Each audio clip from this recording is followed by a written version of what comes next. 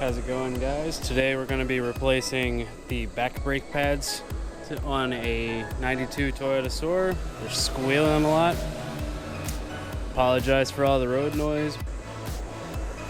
Before you jack up the car, make sure you go ahead and loosen the lug nuts.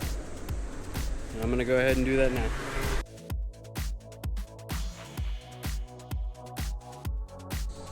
Time to jack up the car and put it on jack stands. When you jack it up, make sure you chock the front tires so it doesn't roll into the building.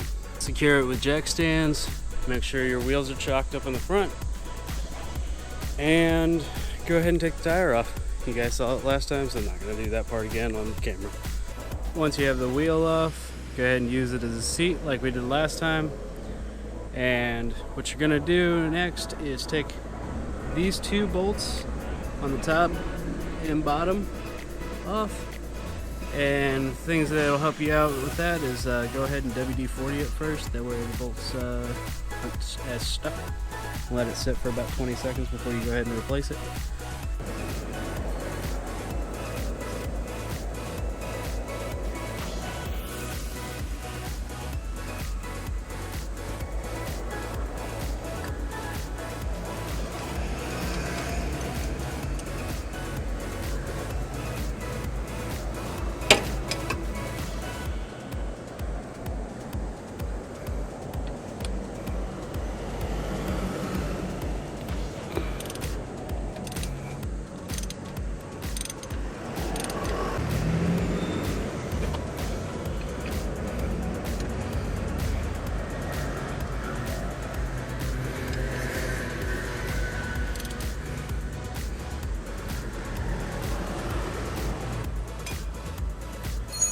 So sometimes you run into the issue where this bolt right here is spinning with the nut itself.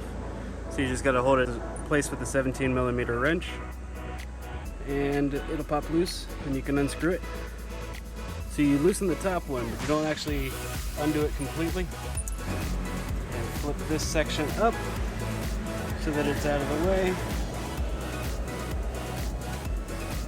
And then you're going to be able to access the brake pads themselves.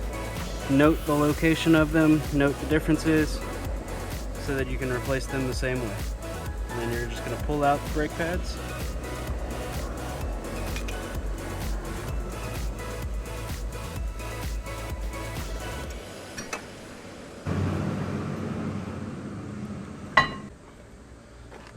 Once your hands are sincerely dirty enough again, put on your gloves. I've really gotta do that first from now on.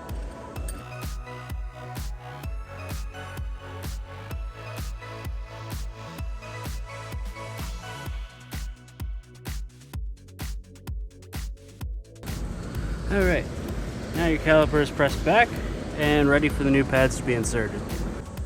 Make sure you reattach the shims. Normally you would buy new sets, but I have no idea where to get those currently. So, yeah. And then reinsert the pad.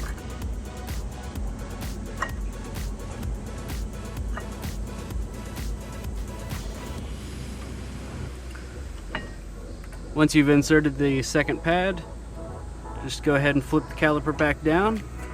Pull back on the pin since it is spring-loaded. And then reinsert your bolt. Tighten everything down. Once you got a firm pedal, then go ahead and replace whatever brake fluid you need to get it back to its max line, and take it for a test drive, make sure it works right.